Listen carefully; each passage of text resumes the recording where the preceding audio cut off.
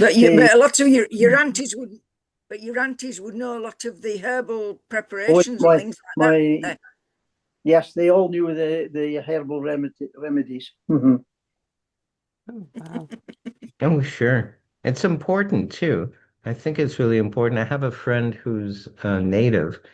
He used to do the puppets on my old TV show, and his grandmother taught him a lot of stuff, healing methods and info about healing plants, etc. So he did succeed somewhat in teaching me a little bit, but you know. He is the expert on that, if you will, at least native spirituality and things. Ah, Peter Mm, John is coming in. There we go. I find not a great difference between native spirituality, Celtic lore, and several other I want to say races, mm, different sorts of yeah. That I did find. I found a lot of similarities and crossovers between mm. Celtic. Hello, Peter John. Thank you for joining us. Hello. You made it. Yeah, I find it much better to directly instant message you guys with the Mm, uh with the Zoom mm, link as opposed to just making it public and then anybody walks yeah. in and there's a Mm. reign of Well, terror. that's why I gave you Merson, or asked Merson to get in touch with you, because Hmm. if ever I'm away or get held up or anything, you'll be able to send it direct to Merson. Yes, Yes. which is handy. Thank Good you. idea. Thank There will be a you. day when we are together, because I go up to Scotland and Merson comes down here, but we do live very separate lives in between. And so I said to Yeah, Merson, look, get in touch with Mhm. Michael, send him your details, and then at least he can do it to both of us. So sorry to inconvenience you, Michael, but it's just makes it better that we can both get it. absolutely. Yeah. Thank Absolutely. you.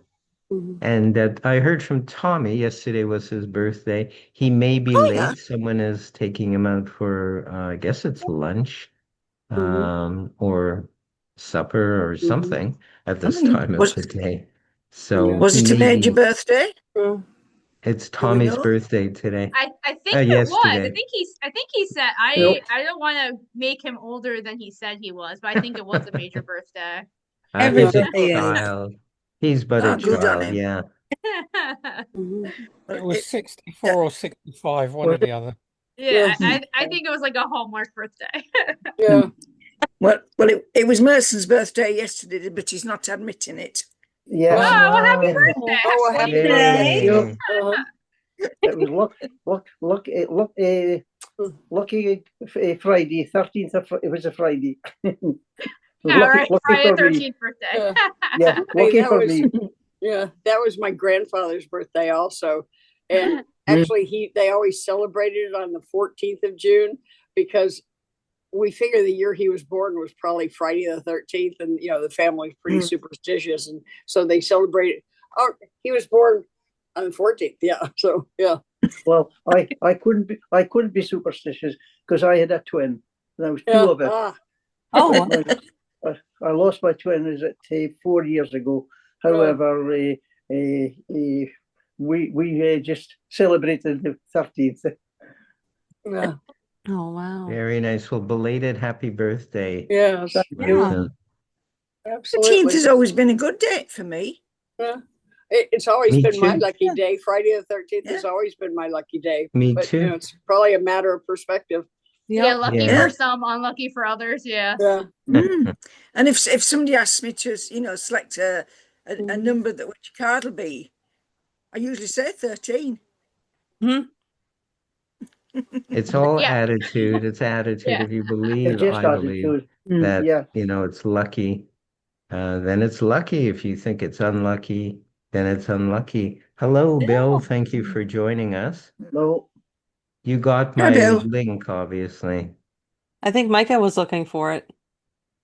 Really? Yeah, I saw a thing that popped up. Ah, because I thought I sent it to him directly. Well, you can Yikes. send it again. Yikes. He's coming on the last. Oh, Tommy is coming in. Micah's coming in on the last Saturday of this month Oh, to do perfect. his whole thing as well. You made it, Tommy. Yay. No pressures. I'm glad you did, though. Yay. Yeah, I Here's am. the Hi, birthday Tommy. boy. Hello, Tommy. So It's how are the y'all birthday doing boy. today? Fine. Senile but Good. Yeah, happy. good, good. How are you? I am doing senile. I'm good. Also, but you keep forgetting. So that's all It's all right. good. That's my excuse. And I'm Yeah. sticking to it. Yep. So, in about a minute or so, we're gonna go live on Facebook. I've been recording this just Minute. for posterity. Yeah, Mhm. I've begun to record. That was Cheryl's idea because oftentimes the pre-show is just as interesting and or informative as the actual show itself. I So As noticed I thought, everybody Micah dressed up has for showed me. us. Why'd Yes. everybody have to dress up? I feel like I'm dressed down. now Well, yeah. you're dressed up. You're the only one dressed up, Bill. I dressed up for Dr. Michael because I knew he was going to be Yeah. all like, vampired out. So, Yeah. And normally on the Saturday I wouldn't dress like this, but I did it for Poe, for Edgar Allan Poe. So yeah. I've just got a whole stack of shirts, dress shirts like this, and when I sort of go into the bedroom, it's right. That'll do. That's on. Yep. That's the Oh, first thing you see. yay. Doug is coming in. And his lovely, I don't know if she's already his bride to be or what. Hello, Doug. Welcome. Hello. Yes, bride to be and bride to be. Yeah, but does she know that? Uh-huh. it's best not to ever tell the lady. It's Michael's trying to matchmake. Well, Uh, we I like the way you think, Holly. Surprise always works. It always worked on me. surprise, guess what? Guess what? Yeah, So you don't we want to say no. enjoyed your bride to be last night, Doug, on Penn and Teller Fool Us. So, yeah, as usual, it was well, as of late, it was a rerun. But you know, she always is a gracious host, a gracious. Ah, there she is. I watched that one too last night because that's where she performed a trick, which was really cool. Yes, Put a yes, put a yeah. dental floss through her earlobe, and Penn and Teller pulled it, and there was no blood. Came right through. Oh, that's It interesting. was really good, Oh. Yeah. really good. It's because earlobes don't bleed. That's, that's, that's fine. Okay. Well, You, there's no tear. There's no tear. earlobe up as much as you want. No. Okay. And So in a moment, we're going to be live on Facebook. What? So No. there, yeah, Well, yeah, yeah. better than the Believe it or alternative. not.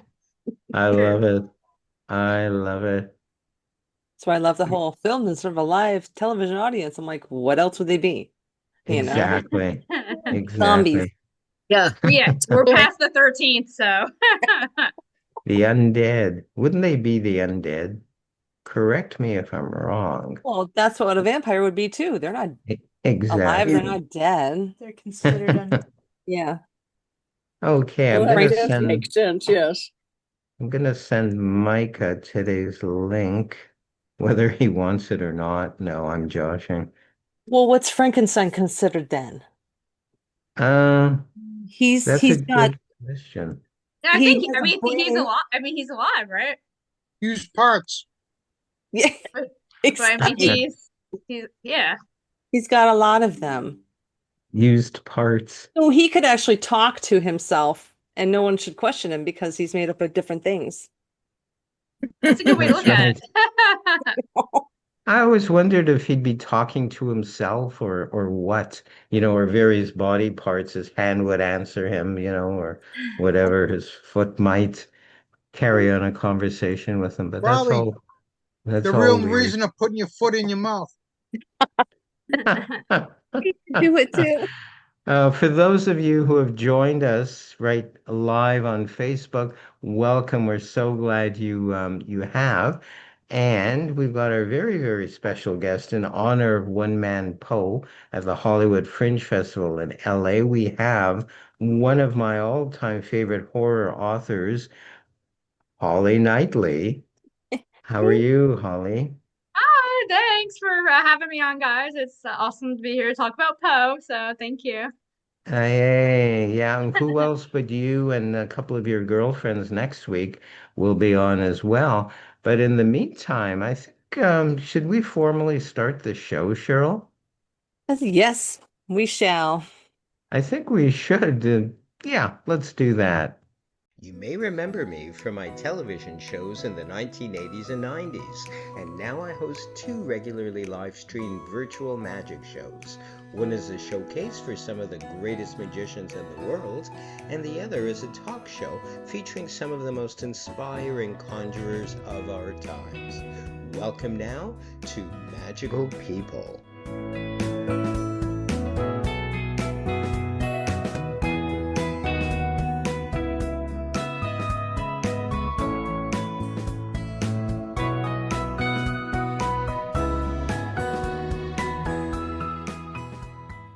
And welcome everyone to Magical People Live. I'm so glad you could join us this week. It's a pleasure and an honor. I'm Dr. Magic Mike Likey here, and my co-host is. Lady C. And guess who's joined us? You were on just a few months ago. Were you not, Holly? I was, and I'm Yeah. back. Beware. Yay. That sounds ominous, but no, it's a pleasure and an honor that you've come to join us. The reason why I didn't, I just want to show off this poster, which I did not do, unfortunately, is I saw this some time ago on Facebook. It might have been your page, but in LA at the Fringe Festival in LA, there's virtually a whole month of one-man pose shows. You can see the dates. It starts June 17th, runs till June 20th, and I'll mention later how one could get tickets to the show if you're in the LA area. So that's one of the many reasons why you're here. It's incredible, though, I must say, Holly, since you've been on the show a couple of months ago, probably, you've published several more. I want to call them novellas, rather than short stories because they're a lot more involved than that. I love them. So I'm going to show off. We are going to go to tape, um, some of your past and more recent works. Everybody check it out.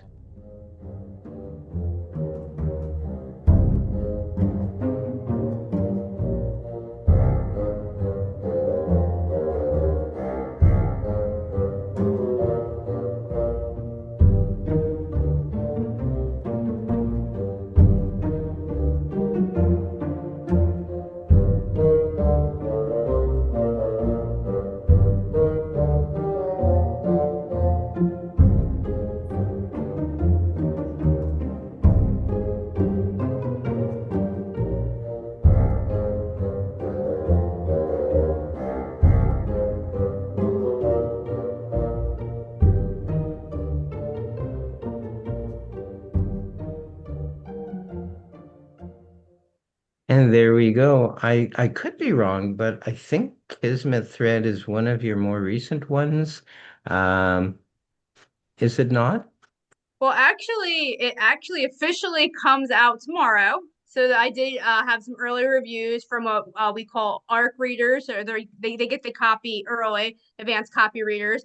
So yeah, it's actually officially out tomorrow, and it is a novella. So I agree, Dr. Michael. They're novellas. They're about between like 2 to 2.5 hour reads. So they're about the length of like half of a book. Where from like, but every author kind of does it differently. I do have a short story coming out in February where that's about half of that, so that's about an hour read. Wow, Yeah. that's amazing. That's amazing. You are so abundant in your thoughts and ideas. That in itself, and I'm not just trying to be nice. I think you know that. That still blows me away that every once in a while there'll be a new Holly Knightley novella out, and it's like, whoa, what's this one about? Sue and I bought Giggles, I believe it is, and she and Sue polished it off in no time. That's awesome. I see it still on one of our bookcases, and it's like I've got to. I'm reaching for it. Oh, and then 10 other things come up, but I will. I promise. I will read it, and maybe even send you a review. I don't know, but nonetheless, she loved it. Sue loved it and went on. I don't know if she went on to you or not, but she certainly went on to me. I love the themes. It's generally horror. Is it fair to say, and I would like to say this, but I'm asking you, that you've been influenced in any way, shape, or form by the great Edgar Allan Poe, have you? Yeah, he's actually I kind of give him like my main credit. It's like I have like a little bio if you read it. His name, he's definitely name dropped. I credit him with my writings with a lot about how I construct my stories, particularly the shorter ones. You know, Edgar Allan Poe only wrote one novel. He is like he's very famous for giving these open-ended kind of endings, where the reader is left to think and kind of like decide what happens to the main character. And I do that quite often. Some readers love it. Some readers really don't like it. I most of my emails from readers are like, okay, so what happens at the end? Like, what's the end? Like, you know, like what's next? Like, I need to know what happens next. So I'm like, I mean, I always answer them like, this is what I see can be next, but realistically, there's different paths for those characters, and that's what's kind of fun. So I think again, some readers really love that, some don't. Not all my stories are like that, but sometimes I like to have fun with it, especially with hauntings. You know, it's kind of fun to leave a reader like guessing, like, okay, so is this guy crazy? Was it a haunting? I mean, so I do like to put things into that gray area. So I mean, it's a lot of fun for me, but that's definitely something Edgar Allan Poe does, and it definitely has influenced my writing. Absolutely. So I'm going to, because I loved this the last time you were on. I don't know if you gave me the audio or if I found it myself, but it's an audio of somebody speaking parts of your novella. So I want to share that if everyone has a few minutes. It's not a 30-second thing, it's about 5 minutes. But let's go to that because I believe. And it's probably because he's so good at what he does, this narrator. Let's listen to a bit of the Eye of Athena. Where to focus their attention? On my dark eye? On my pale blue eye? On my thin lips? On my raven hair? My eyes were a true reflection of me, more so than the face in the mirror. They exposed my duplicity like two sides of a coin. I was not unlike the Egyptian god Horus, my left eye the morning and my right eye night. But where Horus's eyes gave him power and healing, mine gave me something darker. My brown eye was large and all-encompassing like the innocent eyes of a trusting baby fawn. My blue eye, well, my blue eye was the embodiment of all the evil that dwelled in me. It was there, festering behind the skin and bones of my earthly temple, lurking, waiting for its chance to beckon me to my darkest desires. The only inclination of my perverseness could be glimpsed through my pale blue eye. And seldom did anyone look me dead in that eye, including myself. I positioned my face between the silvery bark flaking from the back of the antique mirror to get a perfect look at myself. I was pleased, very pleased. "You look pretty today," I whispered to my reflection in a voice as frail as my appearance. I jumped back, banging the back of my knees into the toilet. I was grateful the sound was blunted by the heavy cotton material of my pants. I didn't want anyone to know I was in the bathroom again. I leaned in slowly, my face moving back into place between the mirror's scars. I scraped my fingernail over the mirror where my lips turned up. Feeling silly, I ran my hand over my lips. The mirror was just my reflection, after all. I was the real one. It was my face. My lips were the same old, thin lips that looked like a line cutting across my face. They were cold, but they've been cold for a while. It suited them. Lips like mine were never the kind meant for warm embraces.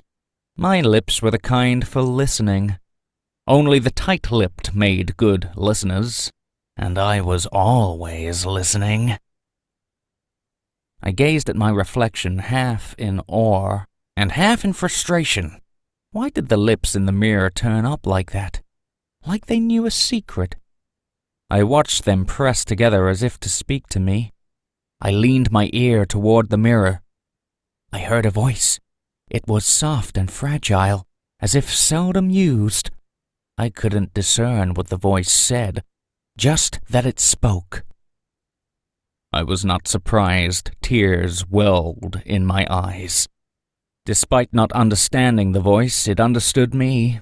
I was certain of that, and I was so seldom understood.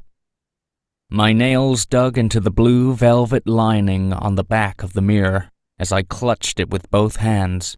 I had to be gentle now. The bottom edges of the mirror had already cracked and broken off, but I was anxious to make out the words. For us to share something, to share in the secret hidden behind those thin, curved lips. "You can talk to me," I whispered to my reflection in the voice my grandmother used to soothe me when I was a child. "I will listen." My own voice shrieked in my ears, forcing me to grab my head in pain. "I know what you've done." The back of my throat stung as sobs fought free. A whirlwind of emotion tore through me. My head felt like it was on fire as I fought to suppress the memory that clawed at the inside of my skull. I had buried it deep inside of me and threw away the key. But there it came, screaming to the surface, the guilt crushing me as if I was trapped under the mirror's glass. I swooned, leaning on the sink top for support. My dark hair fell over my alabaster skin like strangling vines. The vein in my forehead pulsed with every beat of my heart that sounded in my eardrums like a summons to war. Pressing my lips to the surface of the mirror, a thin sheet of condensation encrusted it, hiding all of my face except my pale blue eye. I couldn't hide from the eye, couldn't hide from its cloudy gaze. It was too late. It knew what I'd done. I recalled the sound of blood, how it dripped into the old porcelain sink like a metronome. I love that. I love that. I assume that audio book is already out. It's been out for a while. Yeah, it's been out for about a month, and that was Stephen Smith. He is the One Man Poe. It's a show that he actually designed during COVID, because he was going stir crazy, and he put it on YouTube. You can still find it on YouTube, a version of that, under 3 Dumb Theater. He's out of the UK. He does a lot of shows around the UK. If you guys ever have a chance to see him, he is so brilliant. I actually met him a few years ago at the International Edgar Allan Poe Festival. He was a nominee there. for the Black Cat, which is he does the an acting out solo show of the Black Cat amongst other ones, which are part of his one man Poe. And let me tell you, the first show I've ever heard him do was the Pit and the Pendulum, which actually used to be one of my least favorite Poe stories.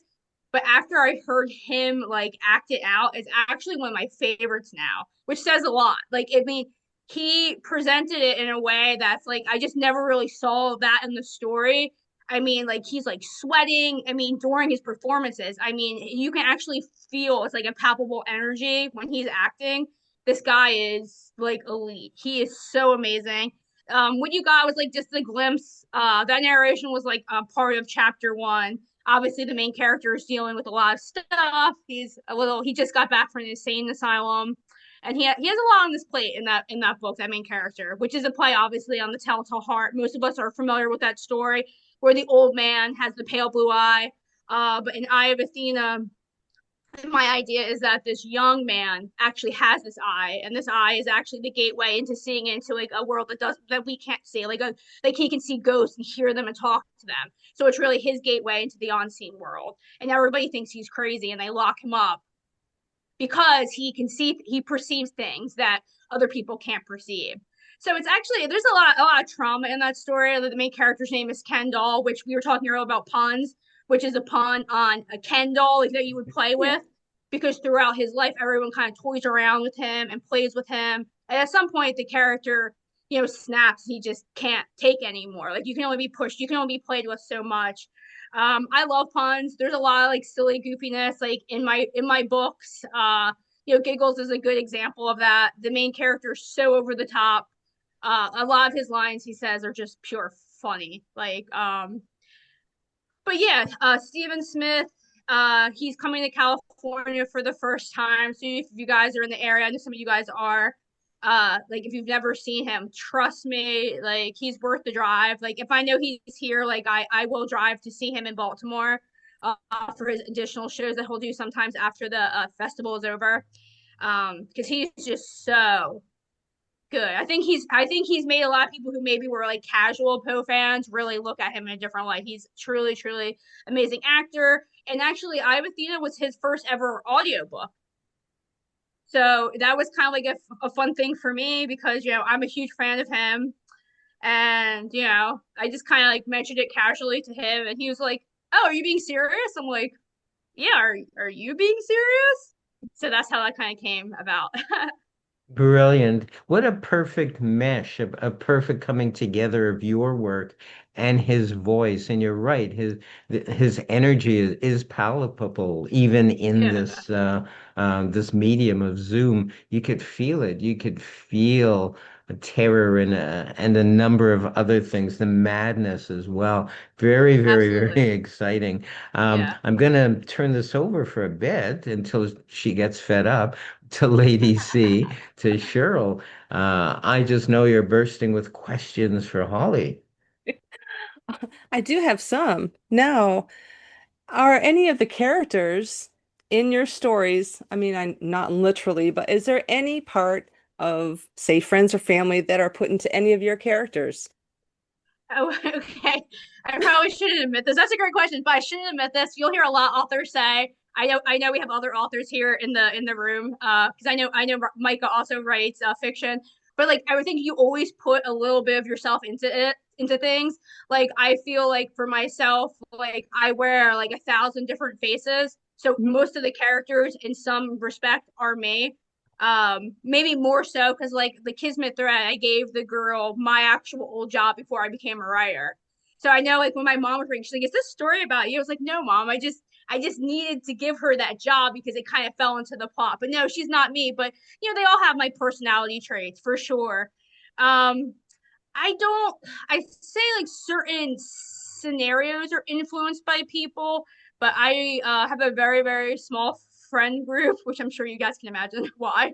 So I don't know if I would say it's influenced by any other particular people besides myself, but definitely experiences that I've had with other people. Definitely come into my book. They have a funny shirt that they sell for writers that's like anything you say, will become part of my story, and it is kind of true, But Yeah, there's a line like that in the movie, I like A Knight's Tale, where he said, I will eviscerate you in whatever he writes Okay, because they're that's bullying Chaucer. him. Yeah, yeah, Yes. yeah. Chaucer. Yeah. Um, okay, so here's about a three-part question. Okay. So, how much of your books you do research? How much is imagination? How much is from, say, real life experience? You know what? I was just having this conversation with one of my author friends that like we're like both not really researchers. I'm not a researcher. Yes. Nothing will drain my energy more than forcing myself to learn something. I Mhm. feel like I generally, if I'm interested in something, I learn about it in a natural way. Like I'll read an article or I'll, like there's a movie or just something that I've learned at school. But for me, I'm not a researcher. If I have to look up something or fact check something, I wait till the very end. Mhm. And actually, my friend had a good point. He was just saying how he feels like, and I agree with this, that you almost if you try to be too accurate, it kind of stifles that creativity. So Right. And yeah, then most people would probably, if you did the research, then everyone's heard of it. yeah. So now I feel like I have to shout him out because like Chris Harrison, he's a horror author. His Cricket Tales, he has an Edgar Allan Poe character in there. He's fantastic. But I feel like I just basically said what he told me, so I feel like I need to shout his name. So Yes. there it is. Shout out. Yeah, he's amazing. Check out his stuff. If you even kind of like my stuff, he's like way better. He's amazing. Um, yeah. So what were the other questions, Cheryl? Okay. We'll go. No research. What are your, research, but you don't like to research? How much, obviously, imagination, that's what you Oh kind of, yeah. what about experience? Do you mix Oh that in? yeah. So definitely imagination, 100%. I have a great imagination, which I'm really lucky to have that. Um, And as far as real life experiences, like absolutely. I feel like all of my stories, if it's not something that directly happened to me or someone I know, I'm like chasing like a feeling that I got when I saw something or heard something. And that's kind of what I try. Like, oh, this story is about when I felt like this. And now I want to write a story where I kind of analyze why I felt like this through other people's eyes. You know what I mean? Or maybe like Right. write something bad, like something bad that happened to me. Maybe this is my opportunity to write that and maybe make myself better in the story or maybe give that idea that I had like a better ending than what my reality was. I definitely write for like therapy. That's why I started writing. So yeah, I definitely in my books. I feel I was talking to another friend, another shout, Steve Ballard. I always say his last name wrong. He's actually Edgar Allan Poe author as well. But he was like I was just saying to him about that. Like if you like take all, or I think he said it. It's like if you take all your books and put them in one, it's like it's your like life story. I'm like absolutely. So it's just definitely experiences for sure. That is awesome. So school, you must have loved to do, when you had the assignments to write, I bet English was your favorite subject. Absolutely not. I hate English. Okay, so I was a science major, and this is why. Science is right or wrong, right? Right or Yeah. wrong. There's no gray. With English, there's a lot of gray. I had English teachers who thought I was great. I've had English teachers who thought I was horrible. So I feel like to me, English was always subjective, and I was always one of those kids that I really always strived to get an A and everything. If I didn't get an A, I really, really made me upset because I tried very hard. So for me, naturally, I did not like English. I think if I would have majored in English in school, I probably wouldn't have been an author. I think that sometimes, like authors I know so many people are like, oh, I'm a stickler for this or that, and they can't break out of that box and actually Right. publish anything. Where me, on the other hand, is like I know where my failings are, like commas. Like I know technically how to use them, but I have no idea how to use them. So then I hire somebody to proofread it and make sure they're correct, you know? Right. Um, but yeah, no, definitely English. So, I mean, that's a great thing about English or reading. And, it can be for an author perspective negative, Not everyone is going to like your book. And not even a reader who liked one of my books. I've had readers like hate a different one. So, every story is different, every person's different, Yeah. which I mean is a nice thing about writing, but and from the author perspective, it can cause a little bit of tears. And then you just write another book to help you get through that. So, You know what? Absolutely. I sound so silly, guys, but like, oh yeah. if you're an aspiring writer, like, it's really great. It's a great therapy, and like, hey, like so many people, like although a lot of authors research. I know another author friend of mine, she spends like, I think she said like 6 months researching and Oh, then wow. the next 6 months writing her book. So it's different for everyone. Mhm. But I mean, I feel like if you write about what you know, at least for Yeah. me, it comes off very genuine. Like people are like, oh, well, you write this character so well. Well, because like I kind of experienced it. So it's not really I don't want to use the word fake or phony, but it Right. came from a real place. So I'm glad that resonates with people because it actually is in a way real. How long does it take you to write then? I used to be really, very, very disciplined. I feel lately I've been really lax, but I do try to write every day, or I do get a little grumpy about it if I don't. I love writing. Writing is my favorite thing to do in the world. So for me, it's pure fun.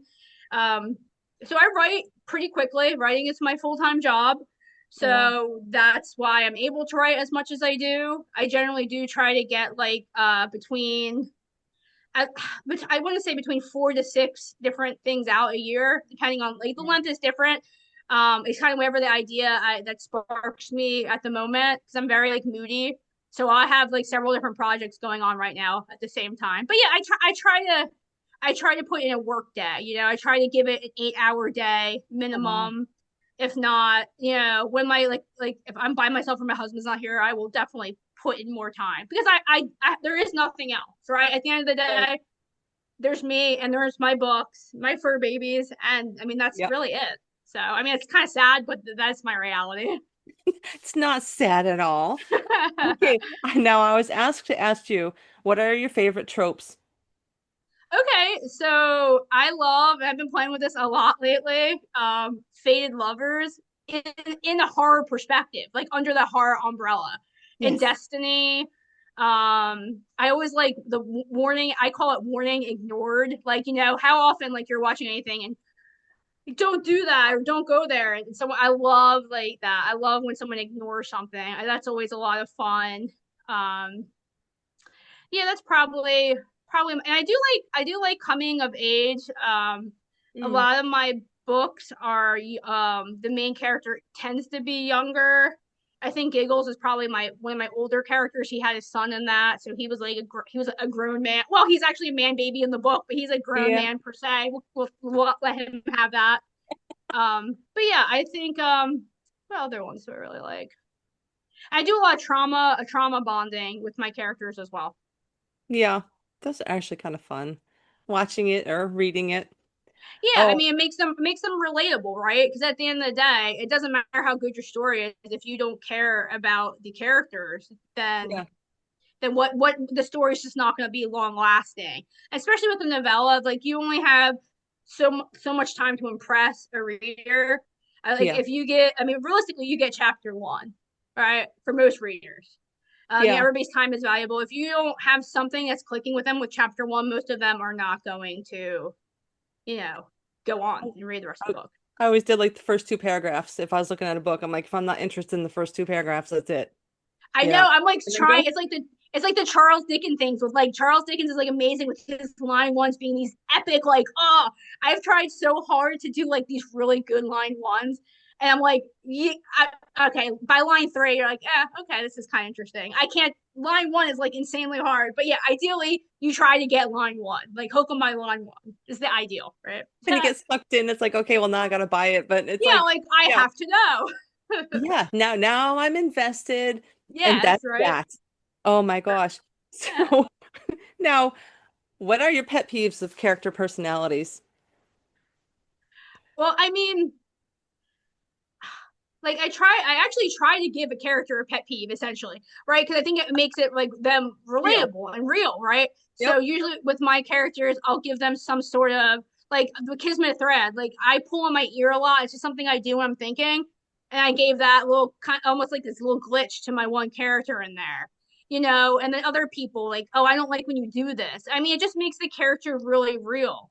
So I actually try as far as that. I mean when I'm reading personally, I wouldn't say that there's anything that I'm anti that other authors do with characters. I'm always willing to give because I feel like any character type of character or lack of character could work in the story, Yep. depending on the story. True, true. Okay. Last question for me. In your opinion, the worst book to movie adaptation and what could make it better for you, in your opinion? Oh wow. Okay. So book turned into a movie. Yeah, I know a Ugh. couple of them that I don't like. Me, me, man. I'm trying to think. I'm trying to think of a movie because sometimes I won't watch. I won't. Okay. I'm gonna give two. Can I give two? Give as many as you want. Okay. The Twilight series. Yes. She's Okay. Sorry. over here. Sorry, guys. The book. Hate on me, all you guys want. The books were actually good, and I'm not gonna be Always. one of those people that are gonna hate. Like, sorry, but yeah, the books are good. The movies, but it's funny enough, if you didn't read the books, you generally love the movies. Nope, So that's nope. how it usually goes, right? Yeah. No, I couldn't stand the movie. I never read the book. Yeah, And I the me other still either. one feel is like I wasted my money. yeah. So, but the books are actually really good. I mean, I know that Stephanie Meyer's just a lot of crap. Oh, like that was an abusive relationship. Well, please abuse me, Edward. Seriously, abuse me. Like seriously. And then I'm gonna say Da Vinci Code, and I'm gonna like the Tom Hanks. I mean, I haven't read those books in a really long time. I'm a big Dan Brown fan, but the books were way better. I feel like the books are better, even though like the movies were good. The whole series, like kind of like yeah, for me. But Yeah. there you go. I'd have to say for me, to put my 2 cents in, I've only read a couple Stephen King uh short stories. I will not read his stuff anymore. But I've seen the movies and I'm like, it's so cheesy. I'm like, the book has to be better, you Why? know? Which movie are you talking about? I'm just curious. Okay, well, I liked Cujo because I love St. Bernards and I like Okay. Daniel P. Kelly. So I was cheering for the dog in that. But I'm sure the book was better than the movie because the movie, I'm like, well, this is going to happen. Pet Cemetery, I'm like, oh my gosh, I'm predicting the whole movie. Again, why am I here? I see. Okay. I mean, but it's funny enough. That's actually I read a thing from Stephen King. That was actually a book where he thought he crossed the line. He wasn't going to publish that, and it was actually inspired by a real life story because he actually moved with his family right on the highway where there was a pet cemetery, and Hmm. his son almost got. I don't want to give it away because you guys haven't seen it, right? Oh no, His son yeah. almost got hit by a car. So it's actually, that story gets really dark, and he wasn't going to publish it. But yeah, especially the one that I don't even know which one had. I spent so many years, but I love Edward Furlong, and one of them had Edward Furlong in it as a kid. Like awesome. Oh my gosh. Okay, well, that's it for this segment. Thank you very much. Thank you, Cheryl. Back to So, you. Holly, this is something that I was hoping you would do. And just for the viewers out there, there are storms around where you're living right now. So Yes. you may be cut off during the middle of it or whatever. We're just going to warn our viewers if this Oh. does happen, because I know you're kind of already your video is starting to go a little bit wonky. But can you read part of your favorite poem? Okay, so yeah, I was hoping you forgot about that. No. I actually have, what's funny enough, because I like have like any Poe person, I have like 50,000 versions of the complete works, and some of them actually didn't have one of my favorite poems in it, which is Alone by Edgar Allan Poe, which is a story that's highlighted in I Have Athena. Oh, I could have just read that as my own book. I actually quote that. So I'm gonna read that one. It's very short. So it shouldn't take a lot of time. I apologize now. This is Dr. Michael's fault. It always is. Blame him. Yeah, so No, I'm sure you'll be great. okay. Alone by Edgar Allan Poe. From childhood hour, I have not been as others were. I have not seen as others saw. I could not bring my passions from a common spring. From the same source, I have not taken my sorrow.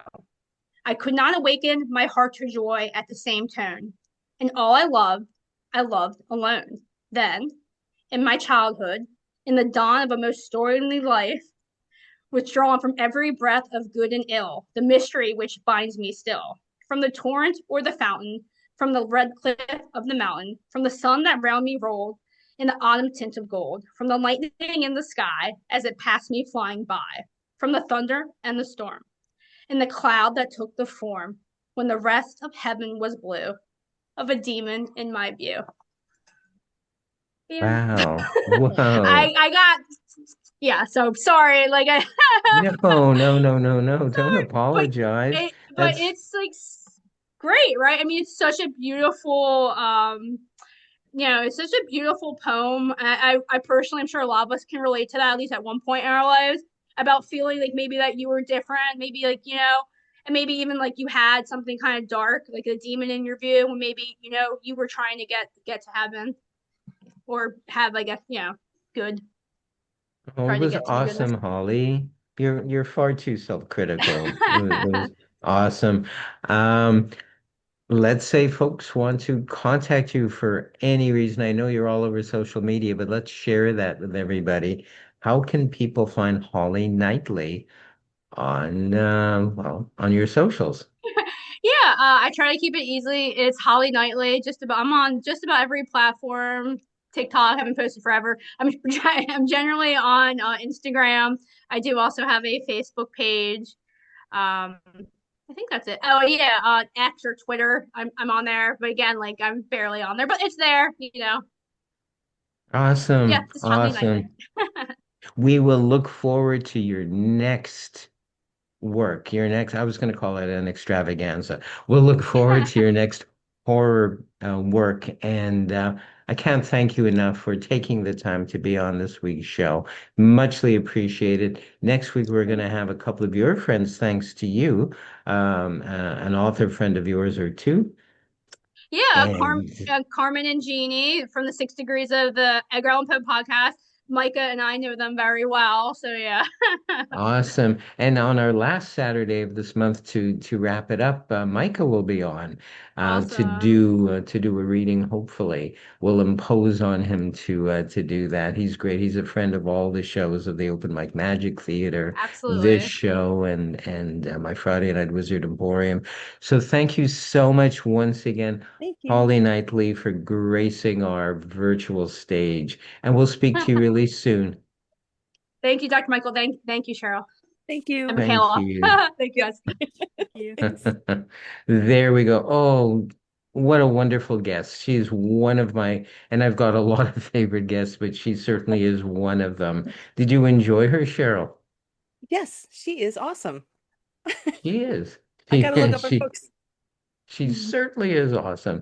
And I can't wait to get her back on the show in a couple of months. I'm sure she'll have like 10 more novellas or whatever, but we'll certainly look forward to that. And I have to thank you as well, Cheryl, for being my awesome co-host again this Thank you. week.